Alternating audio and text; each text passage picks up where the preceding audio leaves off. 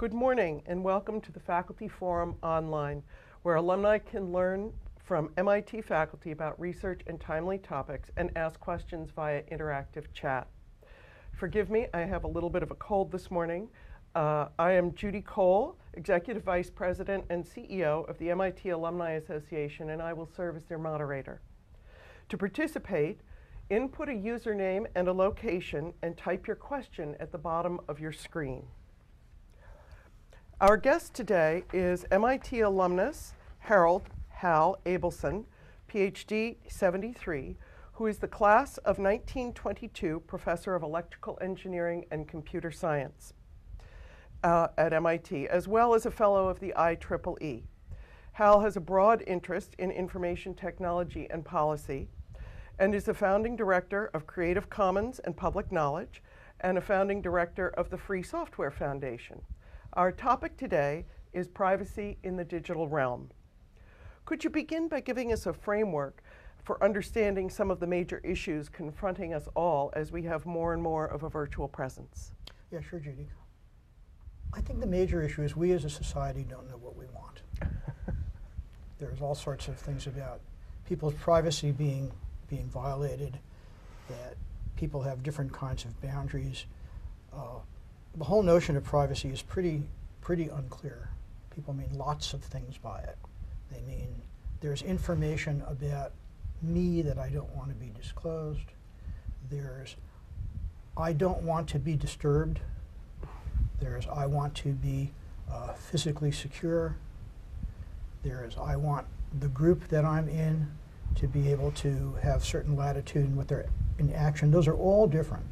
And those all come under this one word, privacy. And people don't know what they want. It's kind of changed. The other thing that has happened that is reality, that much more of our lives are exposed on the internet and in the information economy. That's trend is greatly increased by what people call cloud computing. People want the services. I really like it that Amazon can deliver books to me, but I'm not so sure I like the history of all the books that I've read in somebody's database. And people just don't know what they want. I teach a course in privacy at MIT, a course in internet policy, and privacy is one of the big issues. If you even think about consumer privacy, as opposed to recent disclosures about the NSA.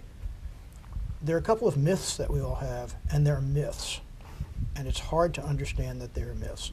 The first one is there's a tremendous confusion between security and privacy.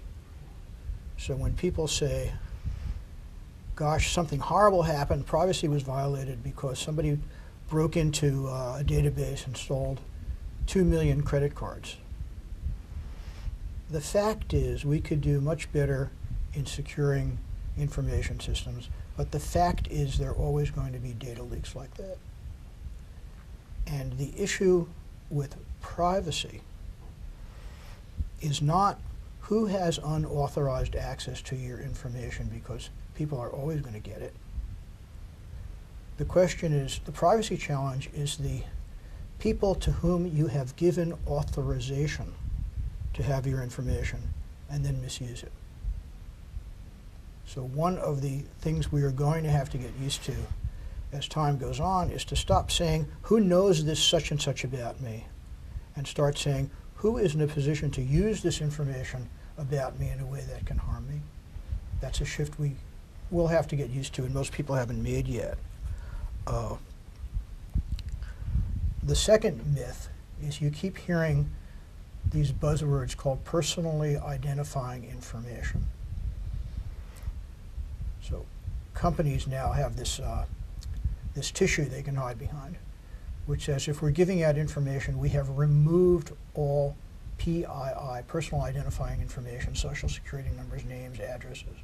The fact is, in the world of large data and large computing, you can always pretty much re-identify who you've been talking about by just coordinating it with other information. I had a student who's now, LaTanya Sweeney, who now runs the Harvard Data Privacy Lab. When she was a graduate student at MIT, she did a wonderful demo where she showed the Mass Legislative Committee that was looking at this Governor Wells' medical records. And the way she did it was really easy, which was it turns out if you're a state employee in Massachusetts or on public assistance, your insurance records of what you've done for health care are, quote, de-identified. They don't have your name. On the other hand, they do have your age and your zip code. So all she did was take this one record and then go down to Cambridge City Hall and find the voter registration records, which have people organized by birth date and zip code. It turns out that 85% of the people in the United States are uniquely identified by their birth date, zip code, and gender. So all you have to do is take a record like that, go look at a voter registration record, and then you know who the person is. So the legislature was quite shocked that she could see the governor's medical record that way, but you could do that with any citizen of Massachusetts and any citizen of most any state. So the second myth is this notion of it's about personal identifying information. It's just not. The third myth is another tissue the industry has called notice and choice. Right? So the idea is if you're going to run an app on your phone or if you're going to do something at a website, the company comes up and says, well, we're going to record the following information about you. Is it okay? Right? And the reality is you have no idea if it's okay. You know, do you care if Sears knows your address? What's the implications of that? You have no way of knowing that. And again, what the industry doesn't want to admit is the real thing they ought to guarantee is that no harm comes from you. So instead, they have a thing called notice and choice, which kind of puts the onus on the poor consumer who has no way at all to evaluate this. And then the fifth hardest myth about privacy is that personal information is personal. It's just not. So in a class about 5 years ago, 2 students did what at that time was just a striking example, and now everyone says, of course. Turned out that if you look at people's Facebook friends and you look at male MIT undergraduate students and you look at their friends and you see if their friends have outed themselves as being gay, then you can basically predict whether that person with those friends is gay. Right? So it's sort of obvious now, but that means that if you make a personal choice to disclose your gender preference, you're actually disclosing an awful lot about the gender preference of your friends. I got the quote of the week in the New York Times about that in an interview. I said, on the internet, what your mother told you is really true. People judge you by your friends. That's the last thing. This whole notion about it's personal information, personal choice, is just not really true in the age of the network. And we as a society don't know how to grapple with that. So that's a little bit of an overview of issues about at least consumer privacy, and it's just very, very hard. Thank you, Hal. The only way that I can ever cope with it is by reminding myself frequently of one of my favorite aphorisms, which is, you'd worry a lot less what other people thought of you if you knew how infrequently they do so. And it sort of goes to, you'd worry a lot less about what other people know about you if you knew how little they cared. Yeah, but unfortunately, that's a nice thing to say, but unfortunately in the days of searches, I don't have to know that I'm looking for you. Right? I can look for somebody who, let's see, the cat burglar program. Let's write a program that searches and finds older women who live alone in a house that's worth at least so much. Right? So that's the cat burglar assistant tool. And I don't have to know that I'm looking for you in order to find that. So it's not quite as simple as that. It's about some of the demographics that they're looking for. So recent revelations about surveillance of personal information have damaged the level of trust any of us can have in the privacy of our information. What can be done to repair this? Well, they're two kind of different issues, and unfortunately they're different. One is around companies and consumer privacy. And people can just expect more. One of the issues that you probably know is that there is no liability. If someone does a bad job, it's very unclear that they have liability for disclosing your information. There aren't even reporting requirements. I think there's some laws in California that are saying if your database is broken into, you have to report it and you have to disclose. And you have to disclose who was responsible. And Wow. even those laws are controversial among the industry. They don't want to have even that amount of accountability. Mhm. So one thing is to demand more accountability. Going way further down the road, you can actually think about liability for negligence for places that do a bad job. That's one thing you can do. And the other one is for everybody to be more aware that the current system is not adequate. Eventually that'll change into some kind of political or legal issue, but we're not there yet. That's one. But the second issue that's brought it to everybody's attention is what's happened with the NSA over the last several months. That's a different issue. And that's a very hard one on two accounts. From a technical, legal point of view, it is not clear that the NSA broke the law. There's a lot of controversy about that. You probably saw that was it yesterday, I think, the Supreme Court agreed not to hear one of the cases about NSA data collection that was brought against it. And there's a very serious Fourth Amendment interpretation debate about whether this activity is within the law or not. But there's another side to it, which is people have to, let me say it this way, the way this is getting presented in the news is it's as if the choice was between having NSA surveillance and being vulnerable to terrorism. Right? So that's what's going out. That's what's going out in the news and all the newspaper industries. That's exactly how it was presented this morning on NPR. Right, and that's exactly how it's presented. And that is a false choice.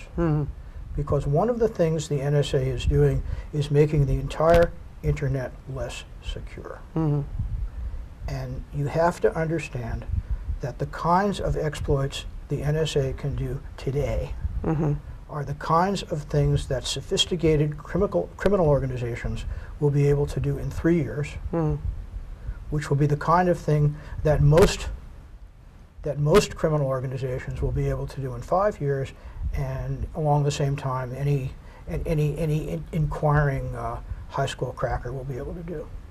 So one of the things that's happening, it's not a side effect of this quote fighting terrorism, is making the internet less secure for all of us. So the real choice is, do you want to have NSA fighting terrorism in the way they are at the cost of not having a secure information infrastructure? And that's the debate that needs to happen in the country. That's a much bigger question. And it's not happening right now. But that's the way people need to think of it, because that's really what's at stake. Okay, so I see that questions are coming in, so I'm going to go to some of the questions from our viewing audience. Tom in Wellesley asks, is there a way for the U.S. Postal Service to create a website or an email transmitter that would provide some privacy for electronic communication? Well, Tom, there's always a way. The question is, do you trust the post office to do that more than lots of other people are doing? We're not. The track record of the U.S. government in doing large systems that are secure or even work is not tremendous. And I'm also not sure why you would want it to be done in the U.S. Post Office. The technology for making secure email is actually pretty good, and lots of companies can do that. Again, it depends who you want it to be secure from. If you want it to be secure from just random people breaking into computer systems, you can do pretty well with that right now. if you want it to be secure from, what do people worry about? Google worries about Chinese government operators infiltrating Gmail. Google does a pretty good job at that kind of thing. And if you want to worry about the NSA, you've got to do political things. The post office, of course, there'd be no issue about complying with government requests. But even having the system be large and secure, large systems are just really, really hard to do. So I wouldn't look to the post office, Tom, as a first place to do that. It's kind of funny. My father worked for the post office, and oh gosh, 30 years ago or more, the post office was reacting to the coming of electronic mail by the idea that they would have a service where you would phone something into the post office, and the post office would type that up and then deliver it by facsimile to another post office, which would then have the postal carrier print it out and send it to you. And looking back at that, it seems silly, but large agencies, especially government agencies, are very susceptible to getting into that kind of technological narrowness and not evolving to the place as fast as the rest of the industry. Mm. So another question from Stephen in Washington, D.C. I work in transportation planning and want to start taking advantage of data sources that rely on tracking individuals digitally. Do you have principles for how professionals can collect and use data for decision making while still respecting privacy? Well, sure, there's a lot, but people don't do it. So there's a buzzword called least revealing means. And that means if you collect information, you only collect the amount that you need in order to do the job you want to do. So for example, if I'm tracking somebody on a intelligent transportation system, I don't need to know their name. I don't need to be able to personally identify them. I just need to know it's a person who got on one place and another one, and then maybe I can link that to another de-identified record of somebody's travel, but I don't need to know their name. And I certainly don't need to link that into some sort of payment system and know their credit card number. And I don't need to know their social security number. Again, the public's not. The easiest thing to do is to collect all the information all the time, everywhere, because, quote, you might need it. But the general principle is not that. The general principle is to collect only what you need. But again, I've got to say that that few people do that because the public's not aware of the possibility. When 1Pass first came into Massachusetts, right, the payment system on the Mass Pike and a couple of other places, it is completely possible to make an anonymous payment system where there's some way you deposit money into an account that gets charged, but that account's not linked to you. And some of us at MIT, when the state was first trying to choose 1Pass, we said, gee, you ought to put an anonymous payment system so you can't use whether or not you've paid toll on the Mass Pike in order to track people. And the answer we got at that time is, why would anybody care about that? So it never got put in. And now people are starting to understand the implications, but that again, you're talking 15 years later. So Jonathan in Barcelona has a question about mobile payment systems, and I think it's particularly relevant as more and more of our commercial life becomes online. What are the privacy implications for users of mobile payment systems, and what measures need to be put in place to guarantee that users control and manage their own data? Well, again, the framework isn't very good because it's based on this notion of consumer choice where consumers just don't have a lot of ability to choose. It's based on expectations that wherever the data is stored is going to be secure, and not only secure, that it will be protected against misuse. We don't have laws like that very much. We don't have a good way to do that. Unfortunately, I have to give the wimpy answer that everybody gives right now, is you just have to look and you have to be careful. Beyond that, there really are design principles. The one I just mentioned, called least revealing means. If I have a mobile payment system, I don't have to know who you are. I just have to know that this account that's being charged has enough money in it. And most payment systems don't really work that way. Mm. I don't have to disclose all sorts of information. Right? All I have to know is that money is going to be put in this payment system. And most systems don't work that way. And it's partly because the technology makes it easiest to collect everything. And there isn't a consumer backlash against that, but sort of worse than that, it's not even clear that there would be a consumer backlash if people knew. As I said at the beginning, people just don't know what they want. Well, that sort of leads into the next question from Jeff in Boston, which asks, who asks, do you see the concept of privacy as a generational issue? And I think that there is some shift in that sense. Well, you got to be very careful. I mean, the latest studies show that young people actually do care a lot about privacy. Mm-hmm. And you have to understand what privacy means. So, for example, at least 5 years ago, if you surveyed, let's say, 13-year-olds, and you say, what's an example of a private place? A typical answer would be my Facebook page, a private place. And if you ask people, what's an example of a public place? A typical answer would be my home. Right? Because my parents can see what I'm doing, and if I have privacy as a 13-year-old, what I really care about is my parents. Mm. And a lot of the generalizations about people from different cultures and different ages talking about privacy, most people really want some privacy, but they want privacy from the other people and other institutions that can have an effect on them. And it's partly because people don't understand that people say things like young people don't really care about privacy. Well, they do care about privacy. They just care about being private from different things. Mm.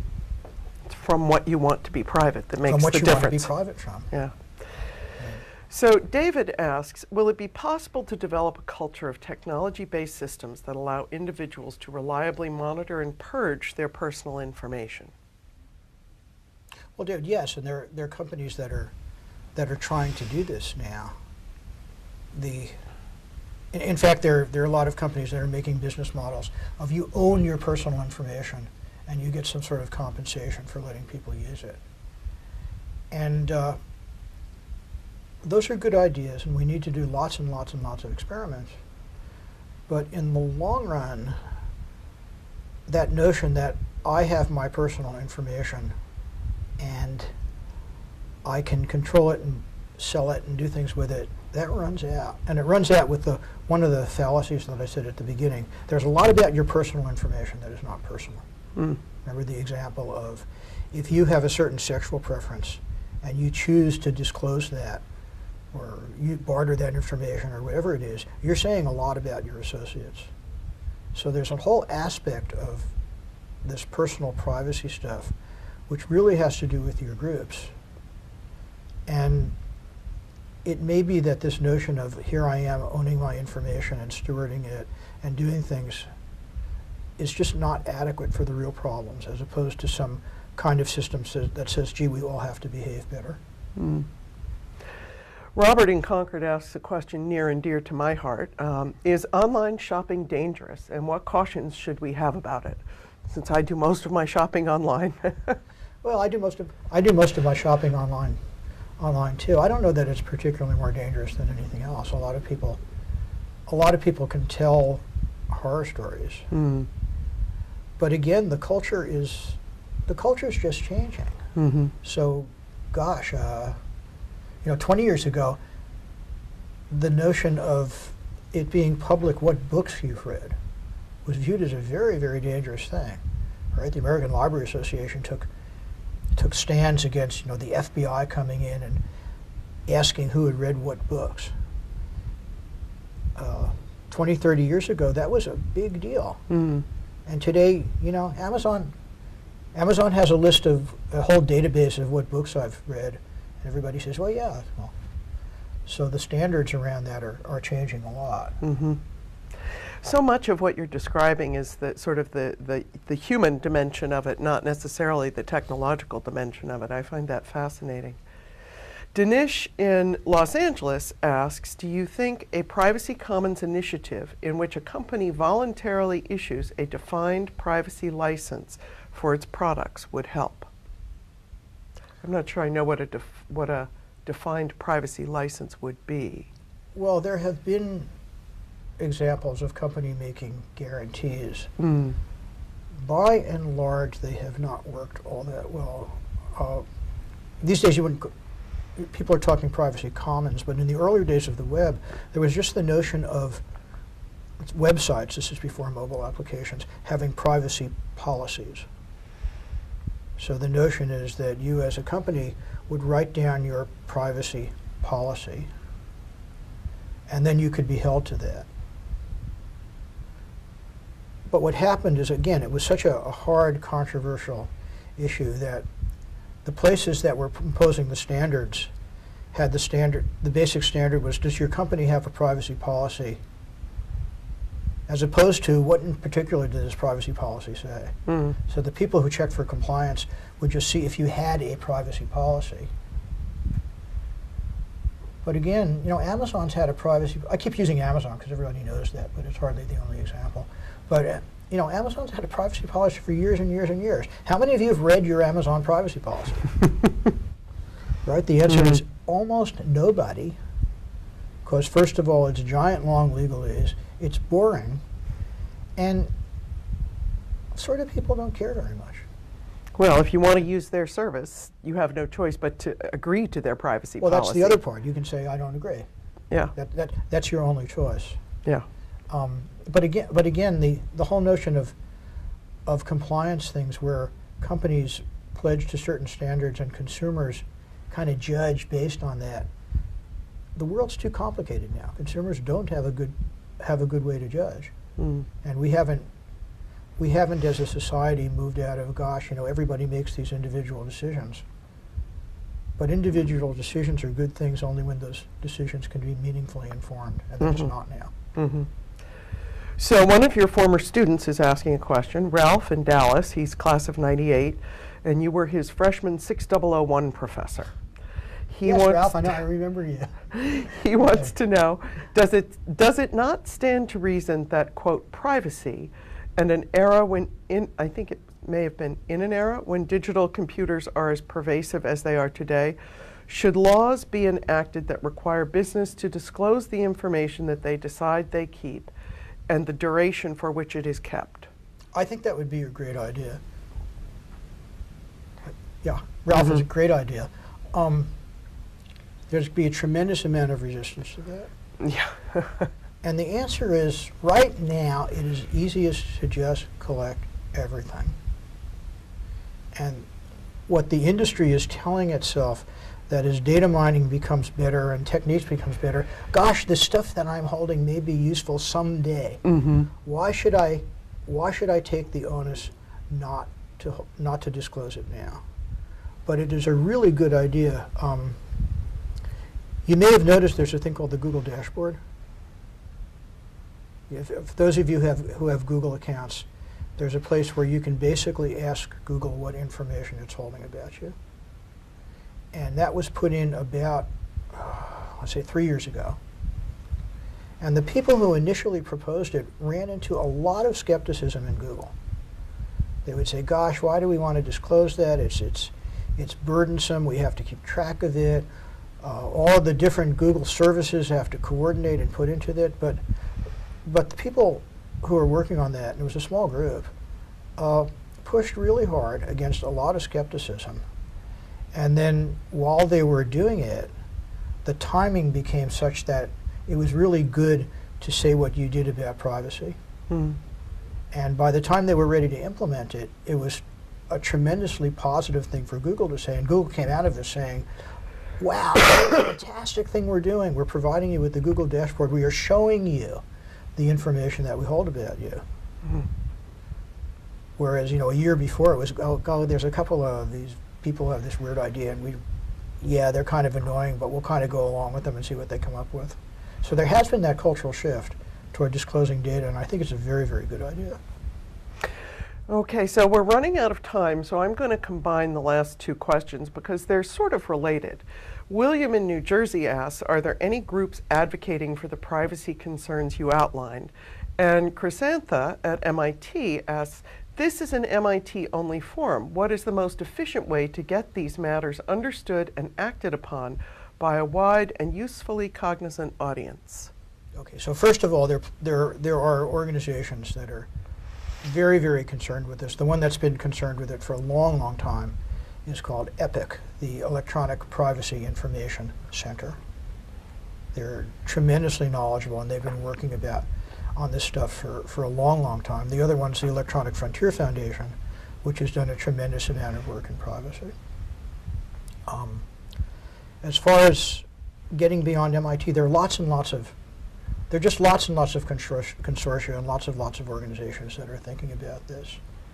As far as within MIT, if I can give you, I'll use this for blatant self-promotion. There's a group of us in CSAIL around what's called the CSAIL Big Data initiative. And what we're trying to do is get MIT to adopt some policies about opening up the data that we keep that involves data about individuals in the MIT community.